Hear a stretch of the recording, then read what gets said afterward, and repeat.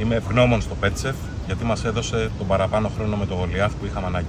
Το Σεπτέμβριο του 2023 ο Γολιάθ τυφλώθηκε, δεν βλέπει καθόλου, έχει ολική τύφλωση. Μετά από 2-3 μήνες περίπου άρχισε να εμφανίζει συμπτώματα ευερέθησης του εντέρου, με ακατάσχετες διάρειες, με αιμετούς, με πλήρη αφυδάτωση, έχασε πολλά κιλά πολύ γρήγορα. Οι εξετάσεις του ήταν πολύ κακές. Δοκιμάσαμε όλες τις πιθανές επιλογές από τροφή, έτοιμη, είτε ξηρά είτε νοπή. Δεν υπήρξε καμία βελτίωση, οπότε άρχισε να μπαίνει στο μυαλό μας η ιδέα της ευθανασίας, γιατί το σκυλί είχε ταλαιπωρηθεί ήδη πάρα πολύ. Αλλά πριν φτάσουμε σε αυτό το σημείο, αποφασίσαμε να δοκιμάσουμε το Πέτσεφ που μόλις πρόσφατα είχαμε ακούσει. Και η αλλαγή ήταν ραγδαία, η βελτίωση ήταν θεαματική. Σταμάτησε να έχει διάρειες και αιμετούς από την πρώτη ίσως εβδομάδα. Σταμάτησε το τρίχωμά του να έχει ξηροδερμία.